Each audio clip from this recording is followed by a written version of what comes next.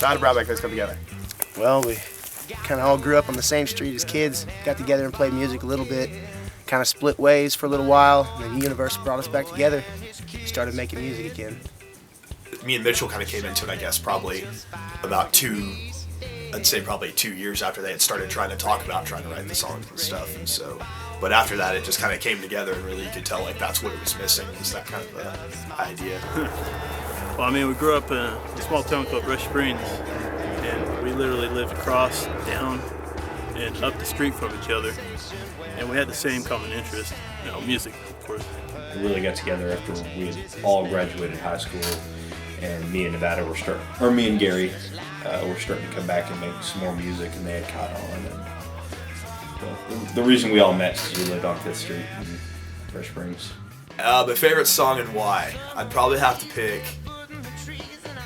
I'd probably say Wasabi Picture Show, just because the way that it it's the beginning of our record, and it's a very it's just a very explosive song, and it's very climactic. Starts in the beginning, kind of being really kind of low and off in the back, and then it just kind of builds up and turns into kind of, I would call probably maybe one of our heavier songs, I guess, if we had to have a heavy song. We're not really a heavy band, but it's just really a good rock song.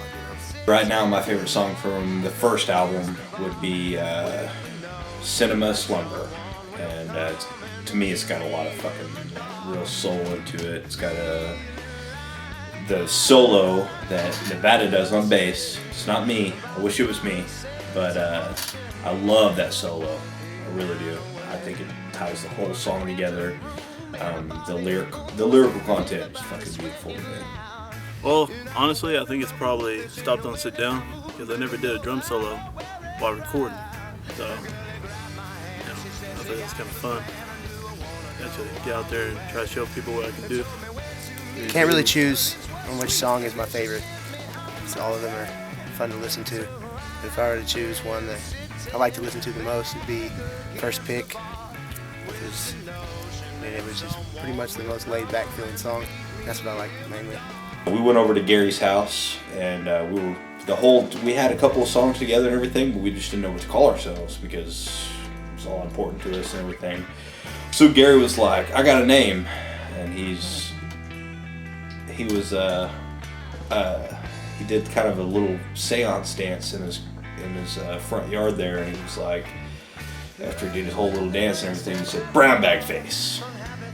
And I said, "That's it," and we've stuck with it. Well, one night I decided I'd do a dance for the gods, the music gods, and they gave me the name within about 3 minutes of dancing. It's pretty worn out. That's how BrownBagFace came about. Every time we've done so far, we've always cut the meat of the track live together as a group. So it's like capturing not just like a take, but it's capturing like 3 people, performing together music-wise, and then we usually have Gary come in and lay down the vocals. But even, I think the first recordings we did, we had Gary to do them live too, and there's just, to me, a feel that like you don't really, that I miss singing music today, I guess, that was where there was a lot of more live-based music, it seems like. But that's the way we try to do our records, though, try to cut them that way. Mitchell's trying to be a machine, playing to a metronome and all that cool stuff. So, I mean, that's how we kept up everything we've done up to this point, though, so. Yes. Silence not what I am, let me be. Solid's never really what it's been. Still break down.